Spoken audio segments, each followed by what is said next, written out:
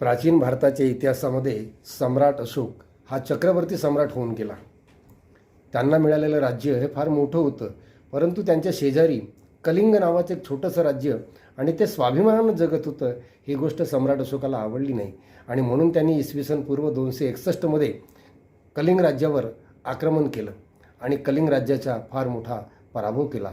त्यात 1,00,000 लोक मारले गेलेत, 1,50,000 लोक कैदी झालेत, कित्येक लोक जखमी झालेत आणि त्या जखमांनी ते सैनिक रणभूमीवर कणहत होते, विहळत होते. त्यांच्याशी संबंधित असलेले त्यांचे मुलं, बायका, आई वडील हे सगळे तिथे आकांत तांडव निर्माण झालं होतं, शोकच निर्माण झालं होतं आणि सगळं युद्धभूमीवर जणू काही रक्ताचा पूर वाहत होता.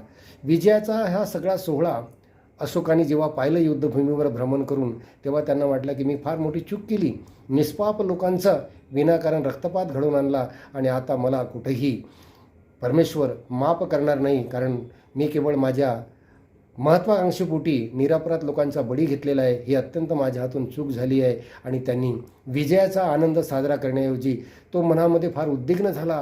त्याला वाईट वाटायला लागलं. तो आपल्या मनाला कोसायला लागला की माझी किती मोठी चूक आहे, की निष्पाप लोकांचा मी बळी घेतलेला आहे. त्यांच्या बायकांचा, त्यांच्या मुलांचा, म्हाताऱ्या आईवडिलांचा आक्रोश, त्यांचा राग, त्यांना झालेलं दुःख हे मी कधीही विसरू शकणार नाही. आणि त्यांनी ठरवलं की यानंतर जर कुठलंही राज्य किंवा लोकांवर आपलं वर्चस्व प्राप्त करायचं असेल तर युद्धाच्या माध्यमातून करता येणार नाही.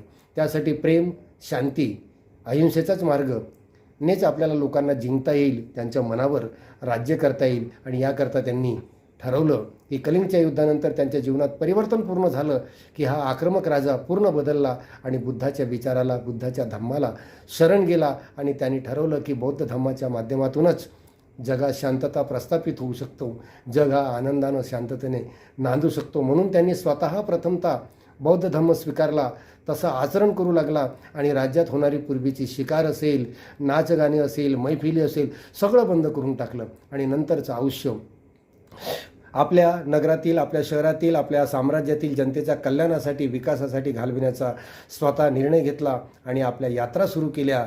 त्यासाठी बुद्ध चैत्यविहार असेल, चैत्यविहार असतील, खूप मोठं त्यांनी बांधकामं केलीत आणि तिथे आपल्या आज्ञा करून ठेवल्या शिलालेखांवर, स्तंभावर, की जेणेकरून ह्या आदेश लोकांनी ह्या आज्ञा पाळाव्यात आणि आपलं जीवन सुखमय करावं. ते एकदा म्हणाले होते सम्राट अशोक की मी दरबारात असो, उद्यानात असो आणि जनता जर आपली कुठलीही बातमी घेऊन आली, गाऱ्हाणं घेऊन आलं, तर माझ्या जेवढं मी लोकांचं कामं करेन तेवढंच मला जास्तीत जास्त आनंद होईल. म्हणजे यावरून आपल्याला असं लक्षात येतो की सम्राट अशोक हा अत्यंत महत्त्वपूर्ण राजा होता, की त्यांनी ठरवलं की बुद्ध धम्माच्या माध्यमातूनच, शांततेच्या माध्यमातून, प्रेमाच्या माध्यमातूनच जगातील लोकांच्या मनावर आपल्याला राज्य करता येतो. आणि म्हणून स्वतःचा मुलगा महेंद्र, मुलगी संघमित्रा, दुसरी मुलगी चारुमती यांना वेगवेगळ्या देशात पाठवलं आणि काही बौद्ध भिक्षूंनासुद्धा वेगवेगळ्या देशात पाठवलं. आणि त्यामुळे बौद्ध धम्माचा प्रसार तर झालाच, सोबतच भारतीय संस्कृतीसुद्धा जगाच्या वेगवेगळ्या देशात गेली. हे अत्यंत महत्त्वपूर्ण कार्य सम्राट अशोकानं केलेलं आपल्याला दिसून येतो.